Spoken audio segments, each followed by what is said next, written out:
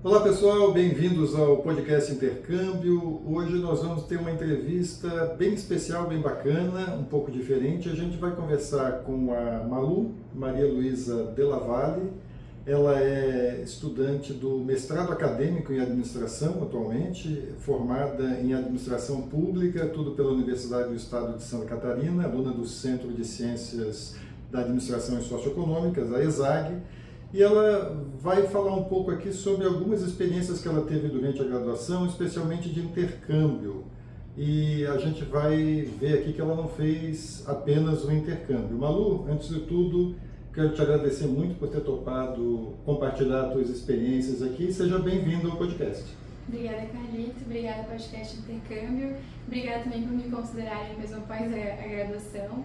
Acho que eu vou ter algumas experiências importantes e que vão ser de muito proveito para o pessoal que está escutando o podcast para compartilhar com vocês.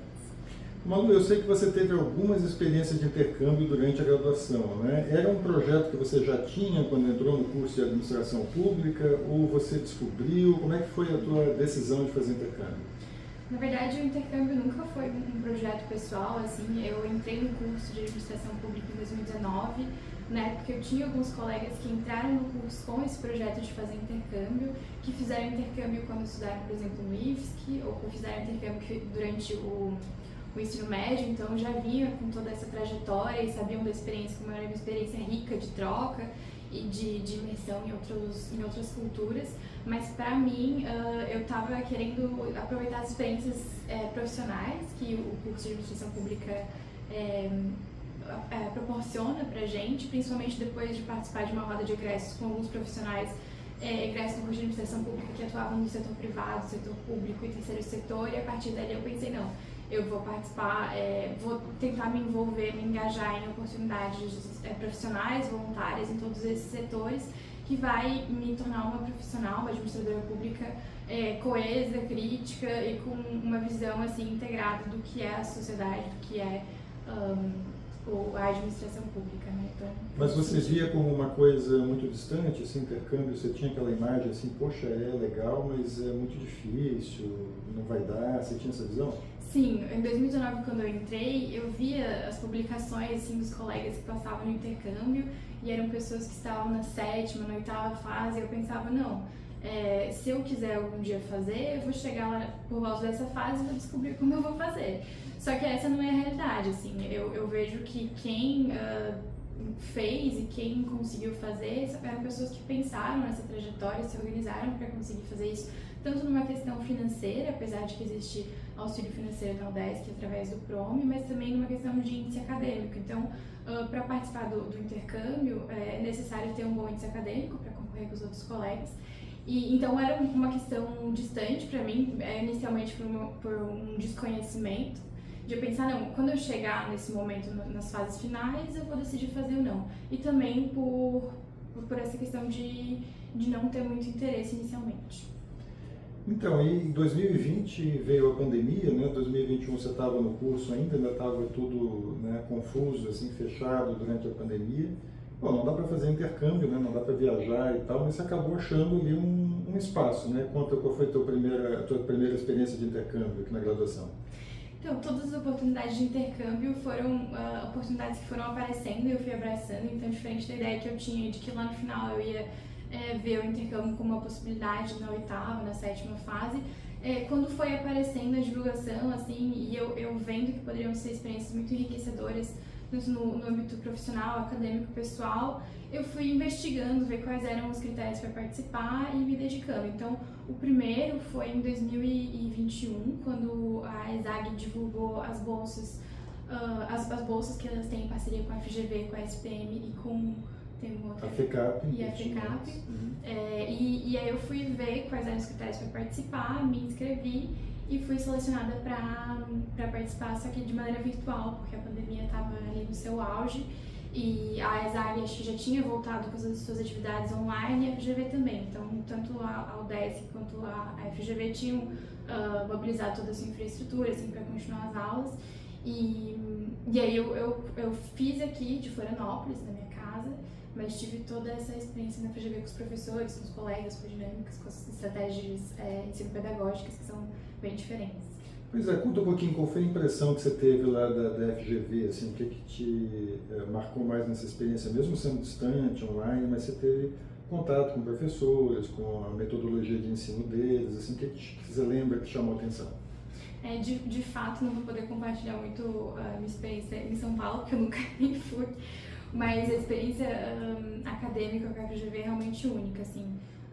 Eu nunca teria, apesar de saber que é uma instituição referência dentro do campo da administração pública, como a UNB, como a Fundação João Pinheiro, como a própria UDESC ESAG, não imaginava que poderia ser tão diferente, assim como as outras instituições devem ser, tem suas características, mas em alguns aspectos me impressionam muito. O primeiro deles é porque eu tenho uma visão mais voltada para a docência, né? Porque eu tenho interesse em seguir a carreira acadêmica. Sim. Eu comecei a querer ser professora ao longo desse trajeto, né? Mas por ter esse olhar assim mais voltado para esse lado, eu percebi muito a diferença das estratégias ensino-pedagógicas dos professores, principalmente no que diz respeito às discussões entre os alunos, entre a formulação de proposições, entre os debates.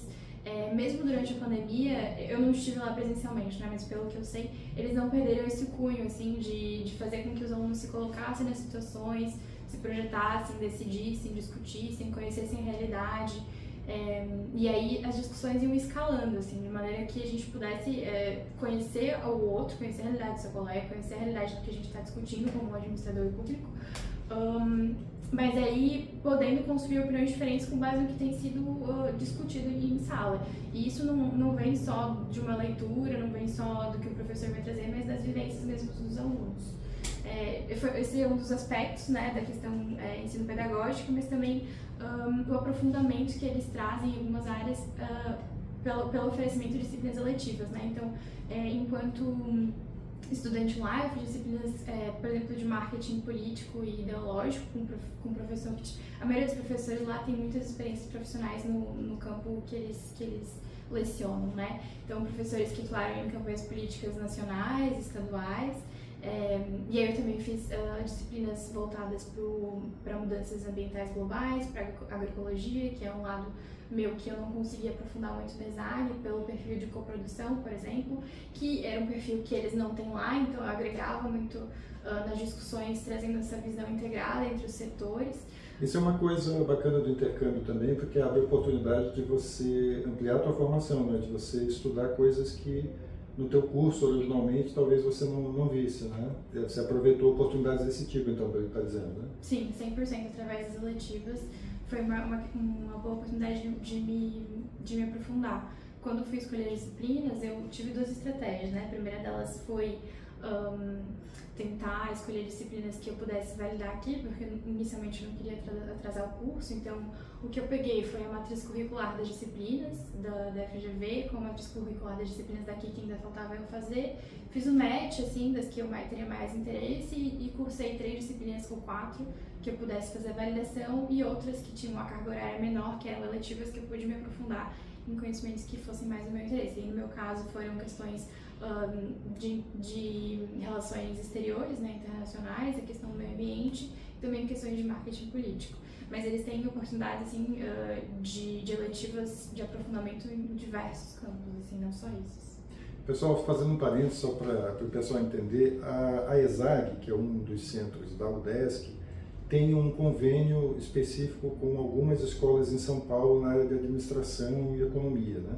Especificamente a ESPM, a Escola Superior de Propagandas e Marketing, e a FGV, que nesse caso é um convênio específico para os alunos de administração pública, né, que é o caso da Malu.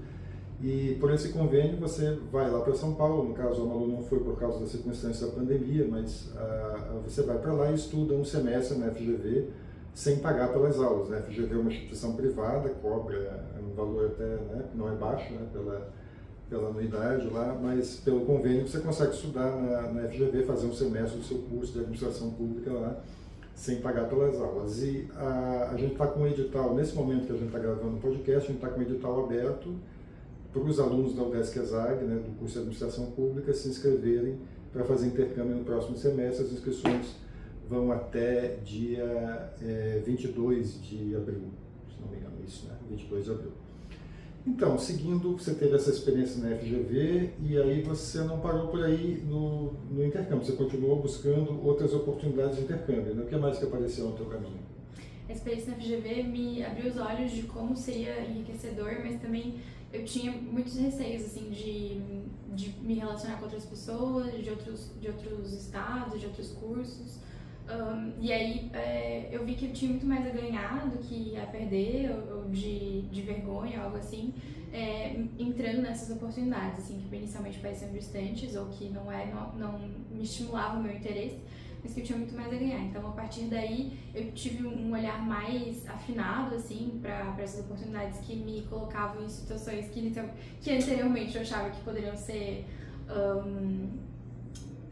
arriscadas ou me deixassem em posições desconfortáveis, como, por exemplo, fazer intercâmbio ou participar de eventos maiores, enfim, e busquei ter esse olhar maior para essas oportunidades. Então, a partir daí, eu comecei a me interessar pelo intercâmbio internacional e outras oportunidades que a ESAG oferece. Você optou por sair da tua zona de conforto, né? Uma expressão que o pessoal usa muito aqui nas entrevistas aqui, né? Você estava ali com medo, um pouquinho de receio, assim, de medo de sair da zona de conforto, mas em determinado momento você resolveu encarar, é isso? Se vocês forem fazer intercâmbio, eu acho que o primeiro passo, ser FGV, é um grande salto, porque a FGV devia estar lá no final da linha, assim, de tão enriquecedor que é. Mas aí depois da FGV você encara qualquer coisa. Então, nesse caso, eu comecei a olhar para oportunidades internacionais, principalmente através do PROME, né, que oferece uma bolsa de intercâmbio para acho que 5 alunos da ESAG por semestre. O PROME, para quem não conhece, é um programa de mobilidade estudantil internacional. Então, todo semestre aqui na UDESC é lançado no edital, né, os alunos da UDESC podem se inscrever e aí tem um certo número de vagas para cada unidade da UDESC. E os alunos selecionados escolhem um destino do exterior e viajam para lá, podem fazer um semestre sem pagar pelas aulas e ainda tem cobertas as passagens, o seguro de saúde e uma ajuda mensal, né, uma grana que você recebe para se manter lá. Um programa bem bacana. Mas você não viajou pelo PROME, né? Para onde você foi e como é que você fez? Então, depois do intercâmbio nacional, eu comecei a ter esse olhar mais afinado e comecei a me preparar tanto na questão do índice acadêmico, que é um grande diferencial na hora de você concorrer para o PROME, quanto na questão financeira. Então, eu fiz estágio e poupei muito do valor que eu arrecadava com estágio e outros rendimentos que eu tinha, e participei do edital do PROME no semestre, que acho que foi no penúltimo semestre, que foi o semestre que eu conseguiria participar. Não passei no PROME, infelizmente, mas cheguei perto, porque ultimamente tem estado bastante concorrido, que as pessoas, com essa divulgação toda do podcast do intercâmbio, as pessoas têm conhecido. As pessoas têm conhecido mais, não tá fácil, mas não passei. Quem passou, na verdade, foi meu namorado e uma outra amiga. E aí eu fui no embalo, assim, eu falei, não, eu vou fazer intercâmbio então, com esse dinheiro que eu tinha arrecadado, com um pouco do apoio dos meus pais também, e participei do intercâmbio pela Mobilidade Livre, que é outro tipo de programa de intercâmbio que a UDESC oferece, mas que o aluno ele pode ir para uma universidade conveniada com a UDESC ou com a ESAG somente, mas tem que arcar com os custos da viagem, os custos de alimentação, moradia, transporte, tudo. Mas de qualquer forma você não paga a universidade de destino, né? Você não paga pelas aulas, lá já é um ganho, né? Uhum. E você estava falando da questão de insegurança, né? De sair da zona de conforto, então você foi, na verdade, acompanhando o teu namorado e outros colegas lá, isso já te dá uma segurança maior, né? Sim. Tem gente que gosta de se desafiar, não, eu vou porque eu quero encarar um desafio e tal, de me virar sozinho e tal.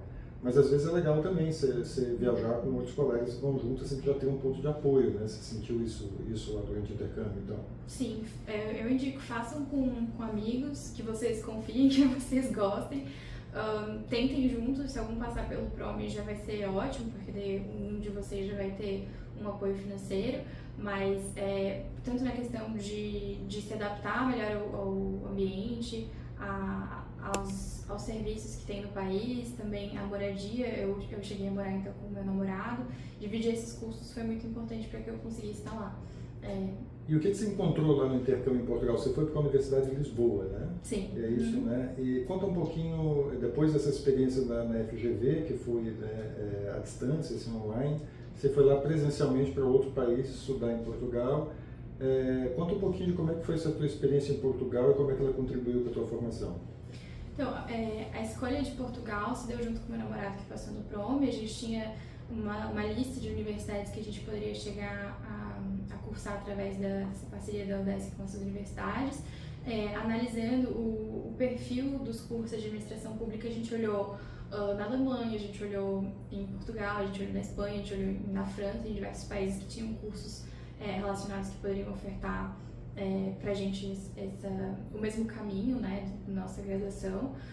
Mas pelo perfil mais voltado realmente ao setor público do curso da Universidade de Lisboa em Portugal, a gente acabou optando por ir para Portugal, mais especificamente para Lisboa, que tem o custo de vida mais alto dentro de Portugal, um dos aluguéis acho que mais caros da Europa inteira, pela questão do turismo, enfim. Mas aí a gente optou pela Universidade de Lisboa. Lá a gente se dividiu, né? Meu namorado foi mais para um caminho da gestão política, da ciência política, e eu fui mais para um caminho da sociologia, da administração pública, da territorialidade, enfim, que é mais o meu perfil. E no mesmo sentido do que eu fiz na FGV, né? Então, a minha primeira estratégia foi escolher disciplinas que pudesse validar aqui, por já estar mais no final do curso. Nunca vai ser a mesma matriz curricular da UDESC nessas universidades, você tem que ver. E aí até uma dica é consultar o seu chefe de departamento do seu curso, de administração pública, empresarial, ciências econômicas ou qualquer curso que seja. Consultar com ele, você acha que essa matriz curricular poderia ser validada posteriormente de eu cursar? Eu fiz com todas as que eu Para não ter surpresa depois, né? Sim, para você não cursar, voltar e falar, não, esse tópico aqui realmente não faz nenhum sentido, a gente não vai validar, não. Daí eu conversei com, na época foi a Janice e a Ivonete, que acho que estavam fazendo transição. Professores que estavam na direção do departamento. E aí elas me apontaram, essa é para validar, essa não dá, e a partir disso eu fiz a escolha.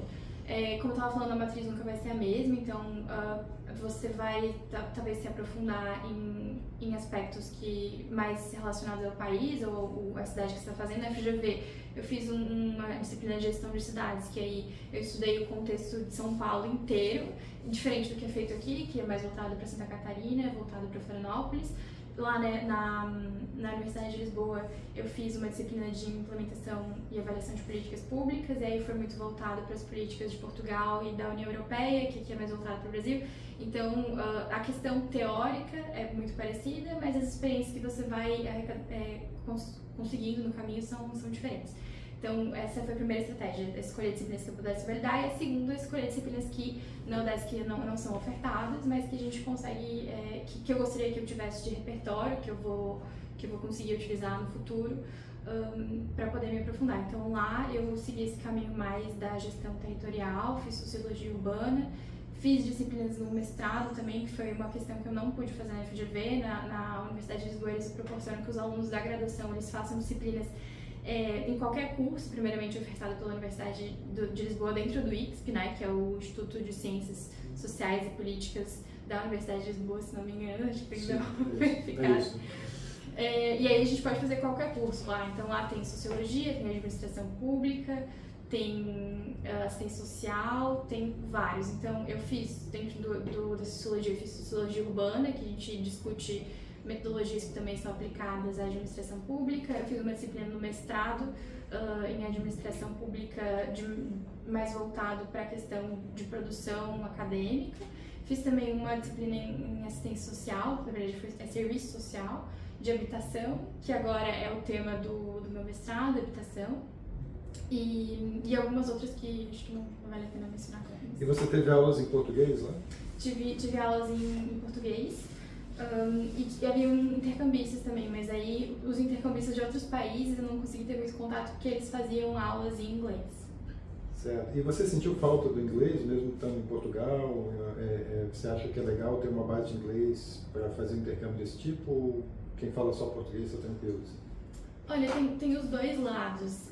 Se você fala só português e quer fazer um intercâmbio internacional, faça. Você não vai passar dificuldade em Portugal. Na verdade, eu falo português brasileiro, né? Metade das coisas eu não entendia quando eu cheguei. Então, falar português não é garantia. Não tinha legenda? Assim, não tinha legenda de português. Eu tinha que repetir 5 vezes a mesma coisa no mercado para eles entenderem que eu queria peito de frango e não um porco. Mas... não... Mas isso no começo? Depois você foi Depois se adaptando? eu fui me adaptando, assim, nos primeiros 2 meses era mais difícil, mas as pessoas, elas eram amigáveis, então foi mais tranquilo. Então, tem 2 lados, se você só fala português, vá para Portugal, ou se você quer se aventurar em outro idioma que você não sabe falar, vá também para Alemanha, para Espanha, não sei, mas com português você se garante. E se você falar inglês, você tem maior capacidade de se relacionar com pessoas que são da União Europeia, que trabalham, que vivem, que estudam lá. Então, no meu caso, eu vivi num apartamento que morava... por não conseguir alugar um apartamento inteiro, né, pelas questões financeiras, porque lá é muito caro. Eu posso falar números aqui? Ou pode falar. Então, eu e meu namorado, a gente alugou um quarto num apartamento bem localizado, assim, com uma infraestrutura nova, renovado, mobiliado, tudo. A gente pagou, acho que uns 3.500 juntos pelo quarto, que no caso aqui em Florianópolis seria um apartamento inteiro. Talvez para algumas pessoas não sejam tão caro, para outras pessoas... 3.500 euros? 3.500 reais. Acho que era tipo não, 600. Se fosse euros eu já estava achando um pouquinho caro. Sim. Não. E aí, para algumas pessoas pode ser caro, talvez tenha inviável, e outras não seja tão caro assim. Então, daí a gente optou por alugar um quarto num apartamento. E nesse apartamento viviam 2 poloneses, uma húngara, uma finlandesa e outro brasileiro também. Então haviam vários quartos e aí a gente tinha que conviver. Então essa experiência em Portugal ela foi muito rica, tanto pela questão acadêmica, mas pessoal também, assim, de me relacionar com pessoas de vários países que vinham para Portugal para trabalhar em diversos campos. Então tinham 2 programadores, um DJ no apartamento, tinham uma pessoa que trabalhava... Tinha DJ? Festa garantida, então. Festa garantida é pra quem gosta de festa, né? Pra quem não gosta de festa é complicado. Mas essa questão do inglês facilita criar mais relacionamentos, assim, com pessoas de diferentes culturas. E eu não abriria mão disso, assim, foi muito importante. Legal. Então, quer dizer, o inglês acaba facilitando, enriquecendo a experiência, né? Pela possibilidade de você ter esse contato, né? Uhum. Mas que legal, então você morou com gente da Hungria, de onde mais que você falou? Da Hungria, da Polônia, da Finlândia e um brasileiro da Bahia. Bem diferentes, né? E todo mundo se dava bem ali? Dava certo? Vocês quase não se falavam? A gente se dava muito bem, assim, a gente fazia noites de jogos, a gente fazia noites de intercâmbio cultural, cada um fazia uma comida do seu país. Então, às vezes a gente... Já era época do... Tava frio lá, mas aqui no Brasil não tava frio, mas a gente fazia uma festa junina pra eles lá em dezembro. A gente... Festa junina em dezembro é engraçado, né? Sim, então tava muito frio. E chegou no ponto de que a gente viajou pra Hungria e ficou na casa dessa amiga do apartamento. Então, tudo proporcionado pelas amizades, pelas relações que a gente fez através do idioma, né? Que ainda não proporciona tudo isso também. Legal. E nesse mesmo período aí que você estava em Portugal, né, se não me engano, 2023 foi isso, 2023. Né? Você teve uma outra experiência internacional que não é exatamente intercâmbio, mas é uma experiência acadêmica em outro país, por assim dizer, né? Conta pra gente o que você descolou também, depois desses 2 intercâmbios que você fez. Eu me joguei, basicamente, assim. Não, acho que não ficou legal falar me joguei, mas isso não pode cortar essa parte. Não, aqui não tem censura, pode falar. Eu abracei tudo, assim. Além das oportunidades de intercâmbio nacional e internacional que a UDESC oferece, também é divulgado através do... Acho que... Não sei quem divulga isso, mas também é... É a gente mesmo. É a comunicação. A Fundação Botim? É a Fundação Botim. Não, vamos explicar então. Vamos voltar então. Não, a gente vai deixar isso aqui na edição final, tá? Porque ficou divertido. Mas é assim. A Fundação Botim, é uma instituição espanhola, né, dedicada à educação. Ela oferece todo ano um curso, vamos dizer, dá para dizer que é um curso de formação de lideranças voltado para estudantes latino-americanos, né? Uhum. Então tem um processo seletivo, as universidades indicam, né? O aluno interessado vai lá e consegue uma carta de indicação da universidade, ele vai lá no site da Botim, se inscreve, aí tem um processo seletivo e eles selecionam 32 alunos, né? Cada ano. Mas o seu ano foi um pouco diferente, né? Porque foi pós-pandemia, né? Durante a pandemia eles reduziram o número de alunos, né? Teve uma turma que foi com 20, e aí teve uma demanda reprimida, e o pessoal também não se inscreveu porque não dava para viajar, muitas vezes, então tinha uma demanda reprimida e teve muito inscritos, né? Para o curso da Fundação Botim na tua vez, né? E aí, então conta pra gente o que aconteceu.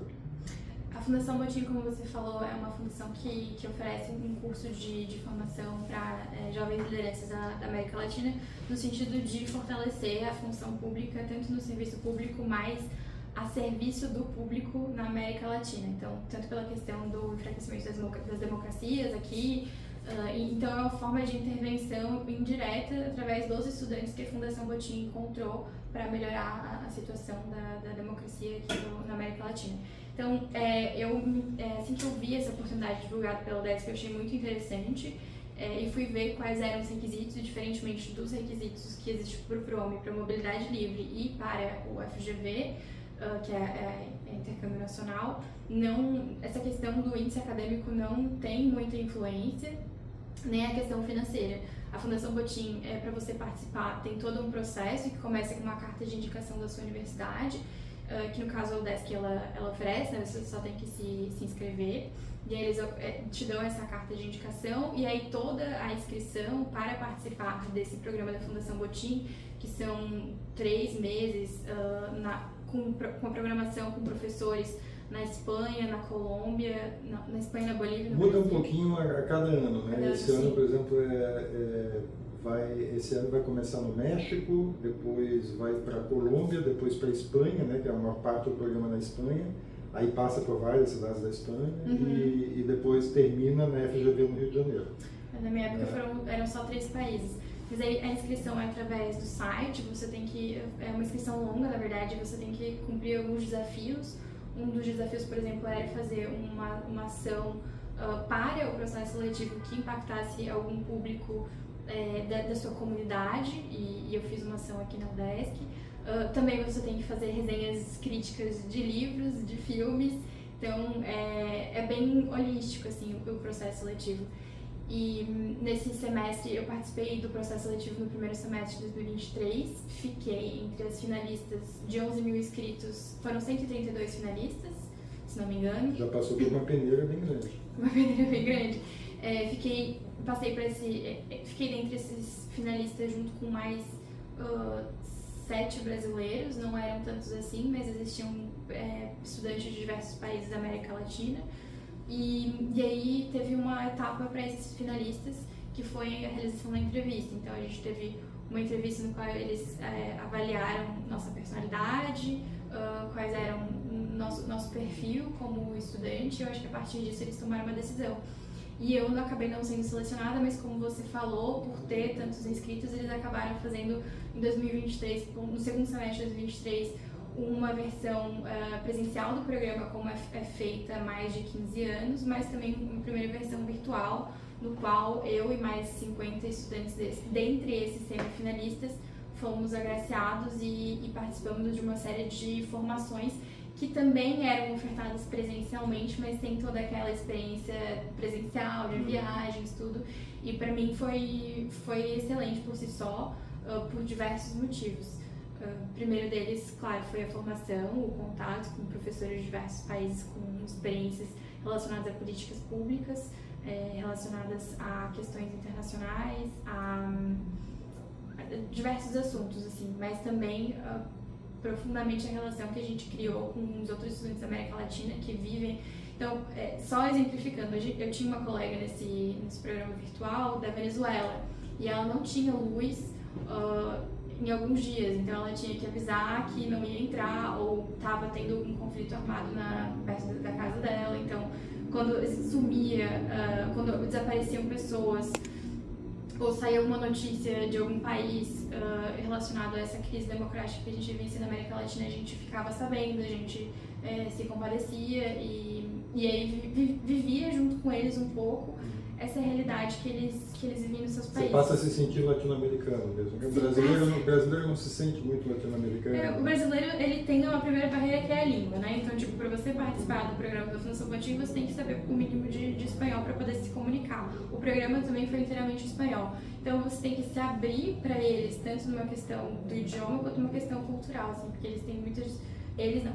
Alguns países da América Latina enfrentam dificuldades muito sérias assim, em relação aos direitos humanos, como o Brasil enfrentou e ainda enfrenta, mas que é diferente. Então, você fica aberto a diversos cotidianos desses alunos. Então, essa troca de perspectivas, de políticas, eles trazendo as boas práticas de políticas existentes nos seus países, foi fundamental. E uma coisa que eu acho super interessante da Fundação Botim, que não é muito divulgado ou enfatizado, que eu acho que podia ser mais enfatizado, é que o programa se chama Programa de Fortalecimento da Função Pública na América Latina, não é só para administradores ou administradores públicos. Quem pode participar são aqueles que se identificam com a função pública no sentido de a serviço do público. Então, que vai executar sua graduação ou sua formação em engenharia a serviço do público, então beneficiando a sua comunidade ou fazendo projetos externos ao seu trabalho, ou realmente trabalhando a serviço do público, sendo um servidor público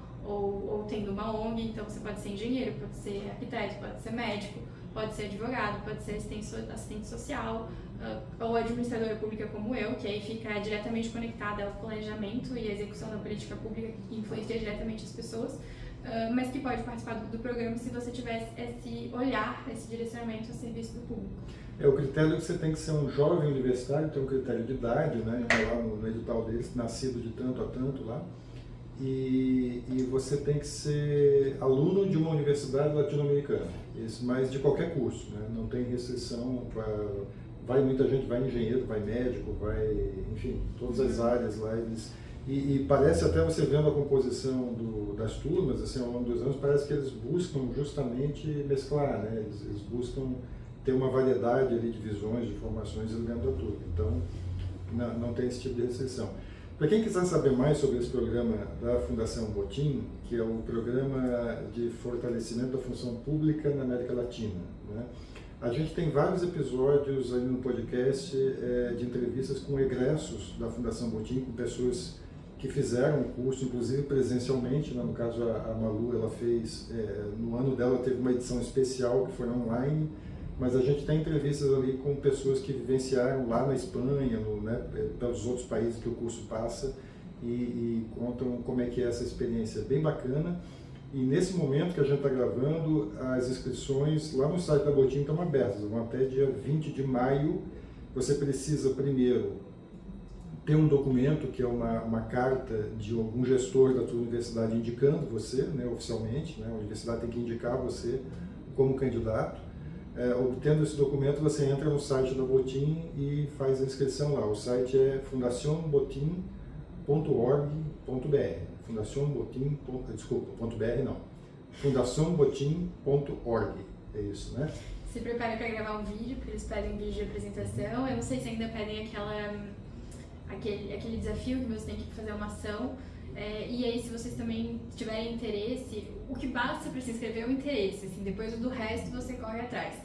Se conectar com a rede de mentores de ex-alunos do programa, que se chama Vocari, vocês podem achar no Instagram. A do Brasil é a rede Vocari, né? Eles têm várias redes de egressos, né? E algumas são por país, outras por região. A do Brasil chama Rede Vocari. Se entrar no Instagram é @Rede Vocari. Eles prestam mentoria no processo seletivo, tanto na primeira fase, que é a resposta dos formulários, quanto na segunda fase, que é as entrevistas. Eu só soube da rede a partir da segunda fase, que foi a entrevista, e a gente fez algumas reuniões de conversação com os brasileiros em espanhol e tal, que te auxilia a ganhar essa confiança, e eles te passam algumas diquinhas assim, que são fundamentais. Legal. Malu, a gente conversou bastante aqui, uma hora a gente tem que ir mais para o final da entrevista, né? Uma pena porque a tua experiência é muito rica, assim, a gente gostaria de ficar conversando mais tempo aqui. Mas, indo já para o final da nossa conversa, você falou de cada uma dessas experiências que você teve, né? Do que cada uma trouxe para você. Eu queria que você encerrasse tentando contar no conjunto, assim, né? O que vivenciar isso tudo durante a tua graduação fez diferença para você, né? E se você puder também encerrar deixando uma mensagem aqui para quem está ouvindo, para quem ainda está em dúvida se intercâmbio é uma coisa legal ou não. A missão. Acho que eu posso tentar consolidar todas essas experiências, dizendo que se você não fizer nenhum intercâmbio, você pode desenvolver garantia. Não. Ela se emocionou porque ela começa a lembrar das experiências, ela fica emocionada. Mas é assim, eu estou falando sem brincadeira, é uma coisa que marca mesmo, né? Sim. É uma coisa que é um tipo de experiência que não é trivial, assim, né? Você fazer intercâmbio, seja no formato em que você faz, às vezes online ou ainda mais lá presencialmente em outro país, é algo que tem um impacto, né, na vida, né? Absolutamente não é nada trivial, mas eu também queria passar essa mensagem para quem não vai conseguir fazer intercâmbio na graduação, ou também que vai conseguir fazer não 3, 2, não 3, ou 3, mas de saber que o seu esforço é válido, o seu esforço para conseguir fazer intercâmbio, de conseguir fazer um estágio aqui em Florianópolis é válido, porque são experiências que, se você encarar como verdadeiras e que vão te trazer aprendizados, são únicas, assim. Então, para mim, a experiência da FGV, inicialmente, não era possível, nem sabia que existia, e foi única, porque eu encarei como válida, como uma possibilidade, da Universidade de Lisboa também, e depois da Fundação Botim, a mesma coisa. Então, eu incentivo vocês a olharem com otimismo nessas oportunidades que vocês veem aqui na UDESC ESAG.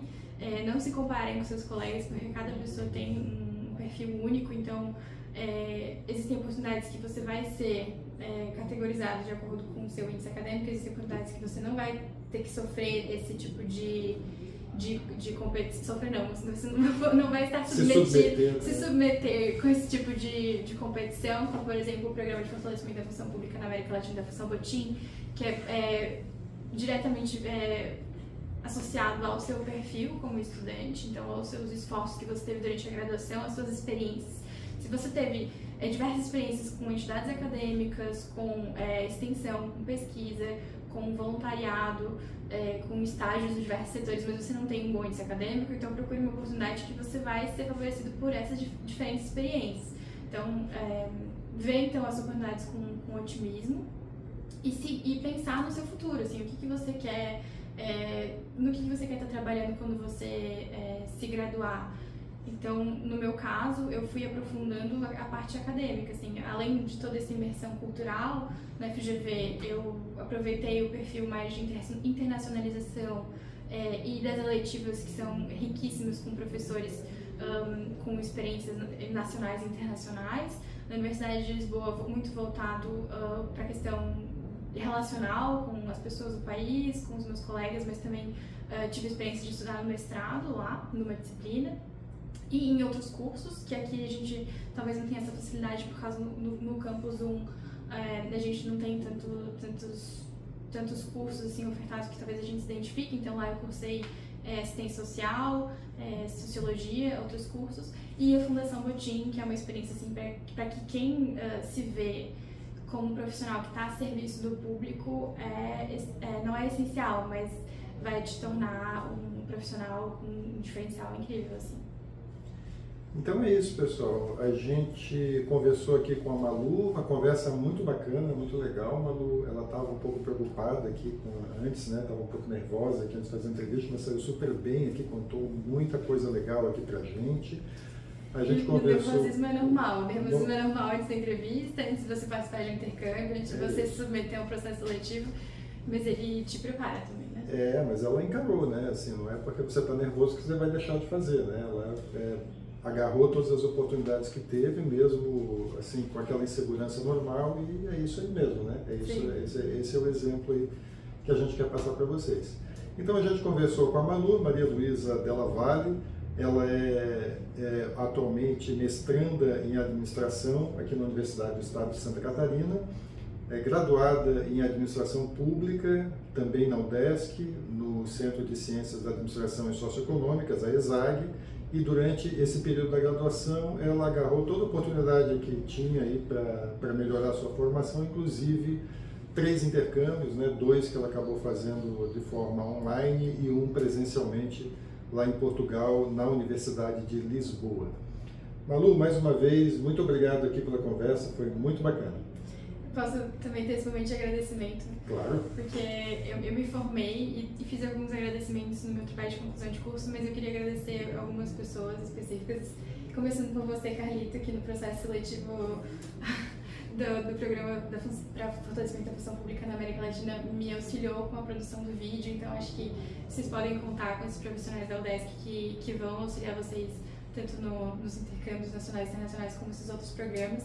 Então, o Carlito que me forneceu instrumentos e materiais para a produção do vídeo na época, aos professores que escreveram cartas de apoio, então é uma dica que também vai dos meus agradecimentos, conte os professores para que eles escrevam cartas de recomendação para vocês, aos técnicos da UDESC, que são sempre muito agradáveis e solícitos, alguns até amigos, eu consigo pensar em vários na minha cabeça, a minha família, os meus amigos, e é isso, obrigada pela oportunidade. Tá bom, a gente fica feliz que a universidade dá esse apoio aqui para os alunos, é isso que a gente quer mesmo, que eles tenham todas as condições de fazer intercâmbio e fazer outras atividades que contribuam para a formação. A gente quer lembrar que, além dos episódios que eu citei sobre o programa da Fundação Botim, a gente tem várias outras entrevistas ali no feed do podcast. Se você está pensando em fazer intercâmbio, a gente tem experiências de vários países diferentes, alunos de vários cursos diferentes. Você pode procurar ali o que interessa mais para você e ouvir para saber como é que é, né? É muito legal a gente ouvir a experiência de quem já foi.